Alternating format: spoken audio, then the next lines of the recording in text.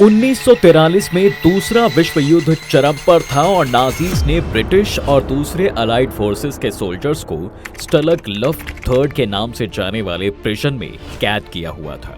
Royal air force के officer Roger bushel ने यहां से 200 सोल्जर्स के साथ भागने की योजना बनानी शुरू की, लेकिन उनके सामने दो परेशानियां थी। प्रिजन से भागने के लिए उन्हें एक सुरंग खोदनी थी, लेकिन जिस जमीन पर उस बिल्डिंग को बनाया गया था उसकी सैंड इतनी सॉफ्ट थी कि ऐसी कोई भी सुरंग आसानी से कोलैप्स कर जाती।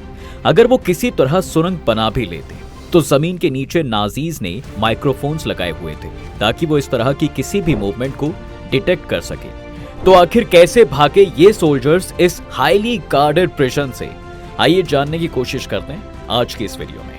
तो जैसा ही हमने आपको बताया कि स्टलग लफ्ट थर्ड से भागना लगभग नामुमकिन था, क्योंकि इसे स्पेशली इसलिए डिजाइन किया गया था ताकि कोई यहां से भाग ना पाए। यहां पर जिन सोल्जर्स और ऑफिसर्स को रखा गया था उनमें से ज्यादातर लोग वो थे हाई रिस्क प्रिजनर्स की कैटेगरी में। जी हाँ, अब क्योंकि पहले भी लोग नाजी प्रिजन से भाग चुके थे, इसलिए उन्हें अब इस हाईली सिक्योर्ड प्रिजन में रखा गया था। प्रिजन की सुरक्षा करने वाले गार्ड्स भी आम सोल्जर्स नहीं थे, बल्कि मोंगूज नाम की एलाइड जर्मन फोर्स के सिपाही थे, और इसी वजह से वो हर वक्त इन कैदियों पर नजर रखे हुए रहते थे। रॉयल एयरफोर्स के रॉजर बुशेल का नाम प्रिजन से भागने में काफी लेजेंडरी था। इसी वॉर के दौरान वो कम से कम 2 बार नाजी प्रिजन से भाग चुके थे, लेकिन इस बार वो भी जानते थे कि टास्क कितना बड़ा है। सबसे पहले तो रॉजर ने इस प्लान को एग्जीक्यूट करने के लिए एक एस्केप कमेटी का गठन किया, जिसमें 5 से 6 कैदी शामिल थे। अब प्रॉब्लम यहाँ पर यह थी कि यूं तो सभी कैदी ही वॉर सोल्जर्स थे, लेकिन नाजीज ने अपने कुछ स्पाइस भी प्रिजनर्स की तरह यहाँ पर तैनात कर रखे थे, जिस वजह से एक साथ पूरे प्रिजन को भागने का प्लान नहीं बताया जा सकता था। रॉजर ने सबसे पहले तो जेल में से इन स्पाइस को एलिमिनेट करना शुरू कर दिया।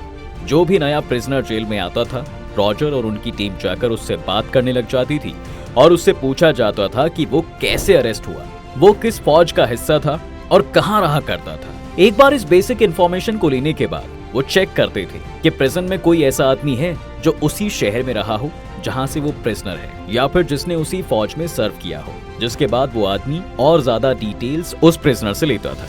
इस तरह से बहुत से स्पाइस एक्सपोज्ड हो जाते थे, क्योंकि इतनी डिटेल्स उनके पास नहीं होती थी। एक बार अगर पता चल जाए कि स्पाई कौन है, तो फिर उसे वहां से हटाने का काम काफी आसान होता था, क्योंकि ये लोग गार्ड्स को बता देते थे कि वो जानते हैं कि वो आदमी स्पाई है, और अगर उसे वहां से नहीं हटाया गया तो उसकी सिक्योरिटी की गारंटी वो नहीं लेंगे। अब इस तरह की धमकी आप एक नॉर्मल प्रिजन में नहीं दे सकते, क्योंकि वहां गार्ड्स चाहे तो प्रिजनर्स को पनिश करने से लेकर टॉर्चर तक कर सकते हैं, लेकिन क्योंकि जो प्रिजनर्स ऑफ वॉर होते हैं, यानी वो सिपाही जिन्हें युद्ध के दौरान कैप्चर किया जाता है, उनके साथ इंटरनेशनल लॉ के मुताबिक ऐसा कुछ नहीं किया जा सकता।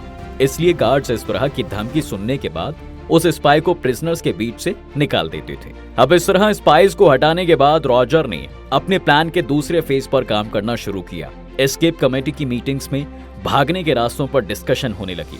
स्टलग लफ्ट थर्ड प्रिजन के चारों ओर दीवारें थीं और बीच में बहुत सारी हट्स थीं, जिनमें प्रिजनर्स रहा करते थे। एस्केप कमेटी की मीटिंग में रॉजर ने बताया कि वो यहाँ से भागने के लिए सुरंग खोदेंगे, जो प्रिजन से कुछ दूर एक जंगल में जाकर खुलेगी। सॉफ्ट सैंड वाली प्रॉब्लम को काउंटर करने के लिए उन्होंने सुरंग को लकड़ी के तख्तों से सपोर्ट करने के बारे में सोचा। ये लकड़ी के तख्ते वो अपने बेड से निकालने वाले थे। अब सवाल ये था कि बिना टूल्स के वो इस लकड़ी को बेड से काटेंगे कैसे, और उसके बाद उन्हें सुरंग के अंदर एक सपोर्ट फ्रेम बनाने के लिए हथौड़े और कीलों का भी तो इस्तेमाल करना होगा, जिनकी आवाज से प्रिजन के अंडरग्राउंड माइक्रोफोन्स ट्रिगर हो सकते हैं। इसका सॉल्यूशन भी रॉजर के पास पहले से मौजूद था। इन प्रिजनर्स को जेल के अंदर म्यूजिक प्ले करने की आजादी थी, और उस समय वो लोग ग्रामोफोन्स का इस्तेमाल करते थे। ग्रामोफोन की वायर को घिसकर इतना शार्प किया जा सकता था कि उससे एक आरी बनाई जा सके, जिससे कि बेड को काटकर लकड़ी जमा करने वाली प्रॉब्लम तो सॉल्व हो गई। इन लकड़ियों को आपस में जोड़ने के लिए उन्होंने हथौड़े और कीलों का इस्तेमाल करने का आइडिया ड्रॉप कर दिया, क्योंकि इस तरह के टूल्स को प्रिजन में ढूंढना आसान नहीं था। इसलिए उन्होंने सोचा कि वो लकड़ियों को इस तरह से काटेंगे कि वो पजल के पीसेस की तरह आपस में जुड़ सकें, जिससे कि कीलों की जरूरत ही खत्म हो जाएगी। इसके साथ साथ उन्होंने इस सुरंग को जमीन से 10 मीटर नीचे बनाने का फैसला किया, क्योंकि अंडरग्राउंड माइक्रोफोन्स इतना नीचे तक नहीं जाते थे। 10 मीटर तक खुदाई करना अपने आप में ही एक चैलेंजिंग टास्क था, लेकिन फिर रॉजर ने इससे भी बड़ा चैलेंज सबके सामने पेश किया। वो लोग एक नहीं बल्कि 3 टनल्स बनाने वाले थे, ताकि अगर गार्ड्स एक सुरंग को देखकर बंद कर दें तो उन्हें ये लगेगा कि उन्होंने सोल्जर्स के प्लान को नाकाम कर दिया है। इन तीनों सुरंगों को उन्होंने टॉम, डिक एंड हैरी का नाम दिया, और जब भी वो इन तीनों के बारे में बात करते थे तो कोड वर्ड में ही बात करते थे, ताकि अगर उनके बीच में कोई स्पाई भी हो तब भी वो समझ ना पाए कि क्या बात चल रही है। इसके बाद इस प्लान में करीब 200 लोगों को शामिल किया गया और सभी को अलग अलग टीम्स में बांट दिया गया, और किसी भी एक टीम को दूसरी टीम्स के प्लान के बारे में कुछ नहीं पता होता था। जैसे कि टॉम पर काम करने वाली टीम को ना ही हैरी और डिक पर काम करने वाली टीम के सोल्जर्स के बारे में पता था, और ना ही ये पता था कि बाकी की सुरंगों की लोकेशन कहां पर है। अब प्लानिंग होने के बाद आखिरी चैलेंज ये बचा था कि इन टनल्स की एंट्रेंस कहां पर होगी, क्योंकि इन्हें खोदने में महीनों का वक्त लगने वाला था, जिस बीच में गार्ड्स इन्हें कभी भी खोज सकते थे। इस समस्या का समाधान उन्होंने काफी क्रिएटिव तरीके से निकाला।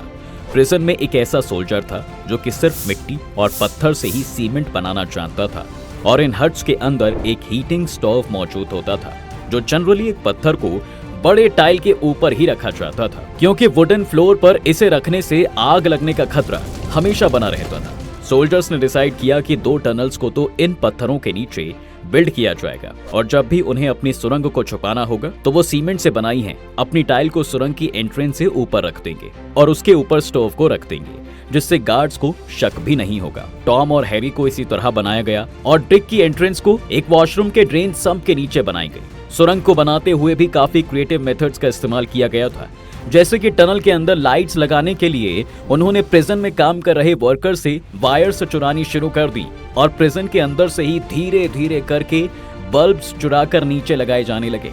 वर्कर्स जानते थे कि उनका सामान गायब हो रहा है, लेकिन अगर वो ये बात नाजी गार्ड्स को रिपोर्ट करते थे तो उन्हें ये डर था कि कहीं इसके लिए उन्हें पनिश न कर दिया जाए।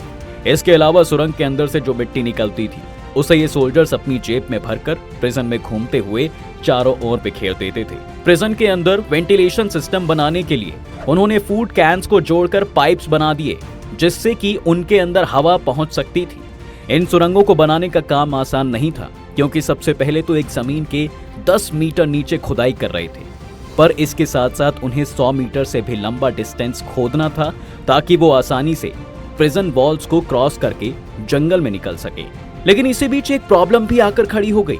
एक दिन जब एक गार्ड एक प्रिजन हट के अंदर था तो उसका डंडा नीचे गिर गया, लेकिन जब वो उसे उठाने के लिए नीचे झुका तो उसकी नजर स्टोव के नीचे के पत्थर पर पड़ी, जो कि कुछ अलग सा दिख रहा था और थोड़ा डैमेज भी था। जब इसकी इंस्पेक्शन की गई तो गार्ड्स ने टॉम को डिस्कवर कर लिया। इस सुरंग का पता चलते ही उन्होंने इसके अंदर डायनामाइट भरकर इसे उड़ा दिया और इस प्रिजन हट को भी खाली कर दिया। लेकिन रॉजर का प्लान काम कर गया, क्योंकि टॉम को डिस्कवर करने के बाद गार्ड्स को लगा कि उन्होंने सोल्जर्स के प्लान को फेल कर दिया है, इसलिए उन्होंने बाकी टनल्स को ढूंढने की कोशिश ही नहीं की। जर्मन सोल्जर्स इसलिए भी कॉन्फिडेंट थे क्योंकि तीनों ही टनल्स को काफी डिटेलिंग के साथ बनाया जा रहा था, इसलिए उनके दिमाग में ही कभी ये बात नहीं आई कि कोई इतनी मेहनत करके एक नहीं बल्कि 3 सुरंगें बनाएगा। लेकिन इसके बावजूद भी जल्द ही डिक पर भी काम रोकना पड़ा, क्योंकि एक नए प्लान के तहत प्रिजन का साइज बढ़ाया जा रहा था, जिसकी वजह से डिक की साइड बनी हुई प्रिजन वॉल अब और पीछे जाने वाली थी, जिससे कि उन्हें एक्स्ट्रा डिगिंग करनी पड़ती। इसलिए अब सिर्फ टॉम पर ही काम करने का फैसला लिया गया और डिक को एक्स्ट्रा मिट्टी और दूसरे मटेरियल डिस्पोज करने के लिए इस्तेमाल किया जाने लगा। उनके प्लान का आखिरी फेज था जाली डॉक्यूमेंट्स बनाना।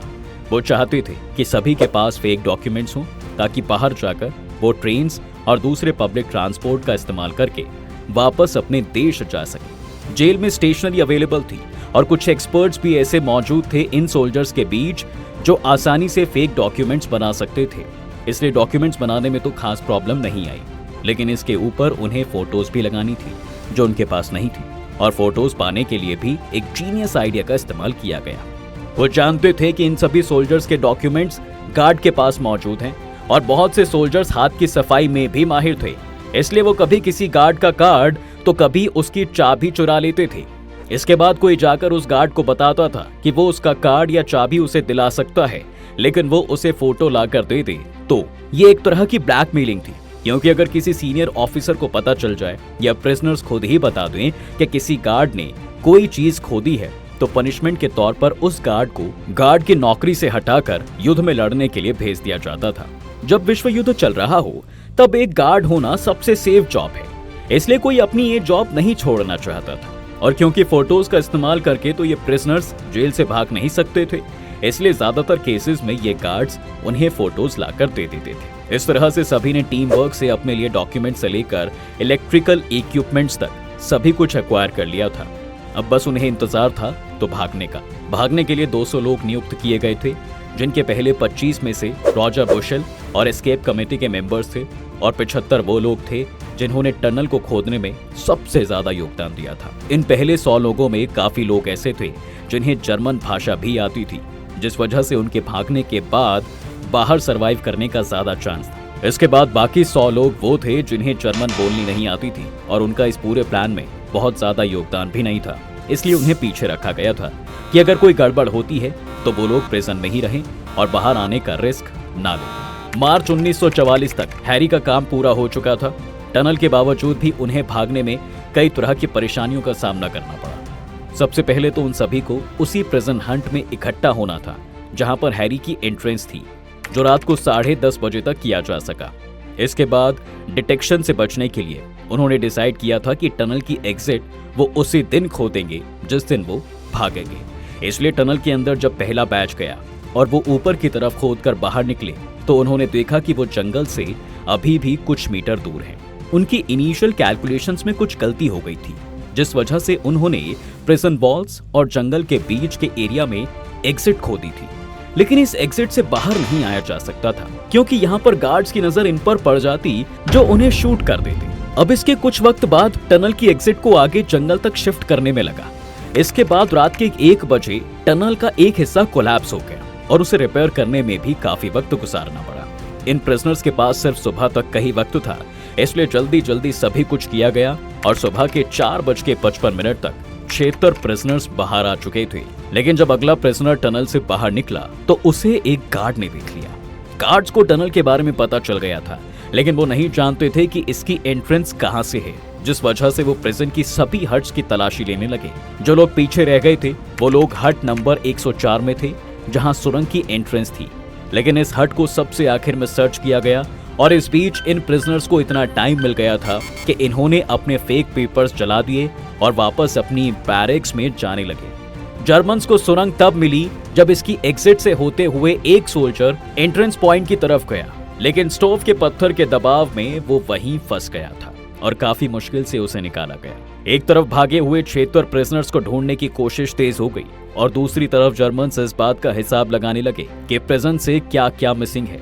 जब लिस्ट बनाई गई तो सामने आया कि 4000 bed boards, 90 double bunk beds, 635 mattresses, 192 bed covers, 161 pillow cases, 52 man tables, 10 single tables, 34 chairs, 76 benches, 1212 bed bolsters, 1370 beading battens, 1219 knifes, 478 spoons, 528 forks और 69 बल्ब्स गायब थे। और ये सारा सामान इस टनल की कंस्ट्रक्शन में ही इस्तेमाल किया गया था। लेकिन भागे हुए सोल्जर्स का अंत बहुत अच्छा नहीं हुआ, क्योंकि ज्यादातर सोल्जर्स जब भागकर बाहर शहर में आए तब दिन हो चुका था।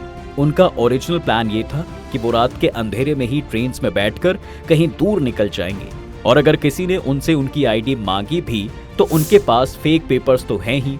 लेकिन क्योंकि उनके भागने की खबर भी गार्ड्स को पता चल गई थी, इसलिए पूरा शहर हाई अलर्ट पर हो गया। फेक डॉक्यूमेंट्स होने के बावजूद भी रॉजर बुशेल समेत 50 भगोड़ों को वापस गिरफ्तार कर लिया गया। इस एस्केप के कारण हिटलर इतना नाराज हुआ था कि उसने वॉर के सभी रूल्स को अनदेखा कर दिया और खुद अपने सामने इन 50 प्रिजनर्स ऑफ वॉर को मौत के घाट उतरवाया। लेकिन इन सोल्जर्स की कहानी हमेशा हमेशा के लिए इतिहास में अमर हो गई। आज ना ही हिटलर जिंदा है और ना ही वो गार्ड्स, लेकिन स्टलग लफ्ट थर्ड प्रिजन आज एक म्यूजियम बन चुका है, जहां इन सोल्जर्स और उनके भागने की कहानी को सुनने और इनके इक्विपमेंट्स को देखने लोग दूर दूर से आते हैं। उम्मीद है दोस्तों आज की इस वीडियो में आपको काफी कुछ नया मिला होगा। अगर आपको ये वीडियो पसंद आया है तो वीडियो को लाइक करें और अगर आप इस चैनल पर नए हैं तो जाने से पहले चैनल को सब्सक्राइब करना बिल्कुल ना भूलें।